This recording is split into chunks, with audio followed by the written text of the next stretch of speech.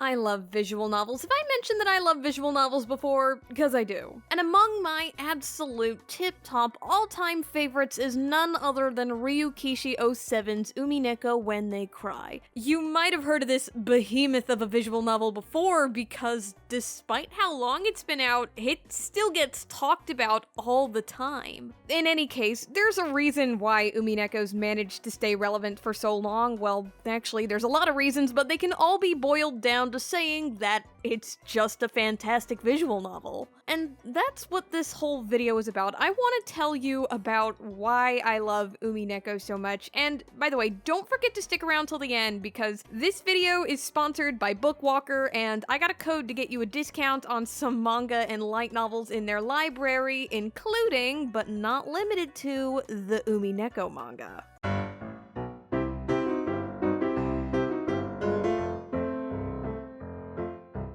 Umineko is a horror and murder mystery kinetic visual novel, and kinetic visual novel means that it has no choices for the player to make, no branching paths, none of that. You're just along for Battler's wild ride. I know that right off the bat, knowing that it's a kinetic visual novel might get a lot of people uninterested in it, but trust me, you'll be too absorbed in how great the story is to care. And speaking of the story, it's really hard to talk about it at length without treading into spoiler territory because the plot evolves and it eventually becomes pretty complex, but I'll still try my best to condense it in a way where it's still spoiler-free. So, the year is 1986, and the obscenely wealthy Ushiromiya family is about to hold their annual family conference at the head's mansion on his private island called Rokenjima. Yeah, see? What I tell you, obscenely wealthy. Anyways, the head's name is Kinzo, and he's pretty old and sick, and more than likely, he's about to die. He's also super into studying the occult, and he's obsessed with a woman named Beatrice, the Golden Witch, who's said to have granted Kinzo the Ushiromiya family fortune. In any case, the rest of the Ushiromiya family arrives at Rokenjima for the conference, and they're all pretty antsy to talk about how they're gonna divide the inheritance once Kinzo dies. But those talks are put on hold because shortly after the conference begins, people start to die violently and mysteriously. And since they're isolated in a mansion on a private island in the middle of a typhoon, the survivors are forced to suspect each other while they continue to die off. A mysterious letter claims that they're being killed in the name of a revival ceremony for Beatrice, who will eventually take everyone to a place called the Golden Land. And when a woman who's calling herself Beatrice reveals herself to the survivors at the end, it seems pretty easy to believe that she truly is a witch who's being revived through the power of magic. But Battler Ushiromiya confronts Beatrice, and he claims that magic isn't real, that she's not a witch, and that there's a non-magical explanation behind the murders at Rokenjima. And thus begins a long game between Battler, Beatrice, and eventually an array of other characters in which Battler tries to prove that magic doesn't exist. There's a lot of nods to Agatha Christie and the murder mystery genre as a whole, so if you're really into those classic feeling detective stories, then Umineko's right up your alley. Throughout the 8-episode long journey, you'll recreate and re-examine the events at Rokenjima, you'll see what happens when other elements are introduced to the story and how they change it, and you'll watch Battler try to explain what happens with logic that's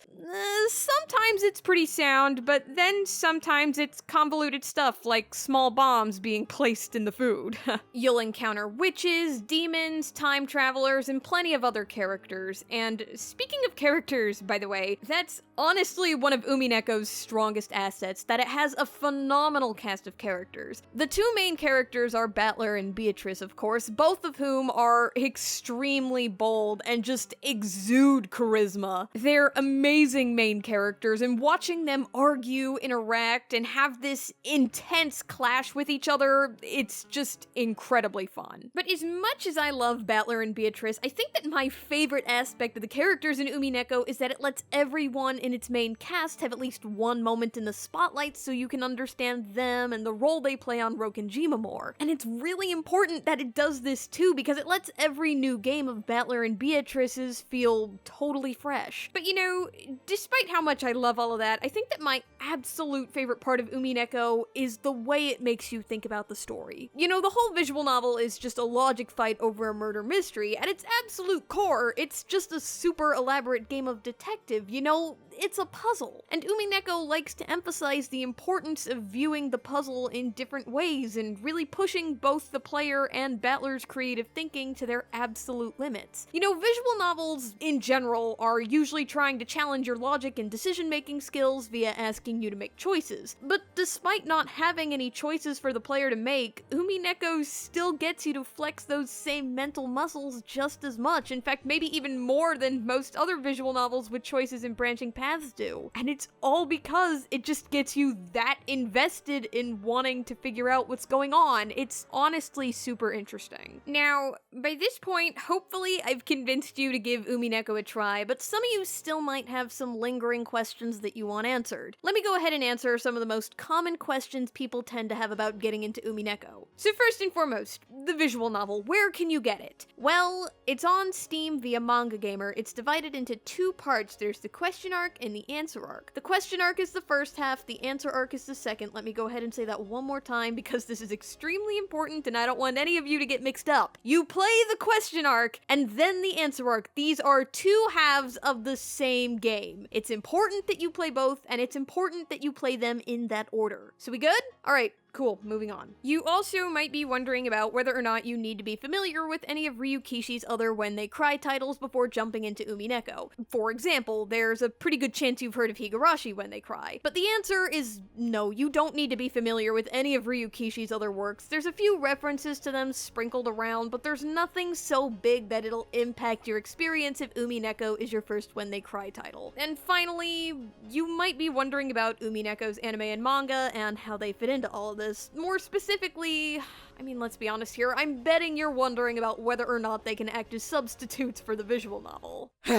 So, I'm betting that the reason you're wondering this is because you heard that the visual novel is long, and I'll say it plainly. Yeah, you heard correctly. You heard very correctly. As much as I love Umineko, I'll be the first to admit, it is absolutely an endurance test, and it'll easily eat up at least 100 hours of your life. Easily. And if you want to hear me say that again, but less plainly, I mean, I made an entire video comparing its word count to those of some pretty hefty books. I'll have it on the end card. It's spoiler-free, so feel free to give it a watch. In any case, both the anime and the manga are attempts at adapting this monster of a visual novel, but as you'd expect, neither of them can really hold a candle to their source material. The anime more so, since it's not only rushed and changes a lot more details, but it also just doesn't even cover all that much of Umineko. It's not as bad of an adaptation as, say, Chaos Child or DSE Ray, but it definitely did not have the same luck that Higurashi's anime got. But Umineko's manga,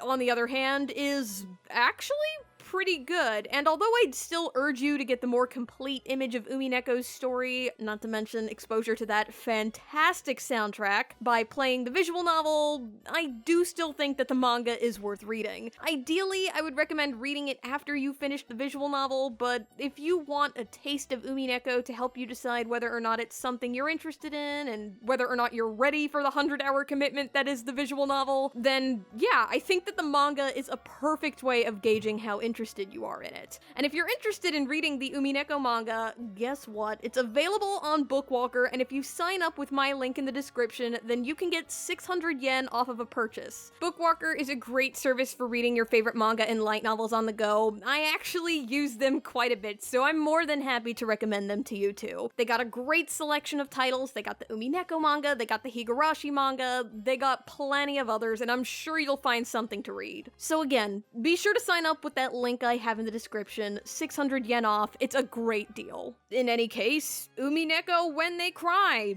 I absolutely adore it. It's one of my all-time favorite titles, and I hope that I've convinced you to give it a try. I know that it can be really intimidating to get into, but I've never met anyone who said it wasn't totally worth it, and that includes people who aren't usually into visual novels. So, whether or not you're typically a fan of the genre, yeah, I would absolutely recommend giving Umineko a try. It's got witches, it's got 5-star writing, it's got a ridiculously good soundtrack, one of my all-time favorites, honestly. And finally, it's got some pretty great memes if we're gonna be totally real here. Like, I still have a whole folder full of Oh Desire images.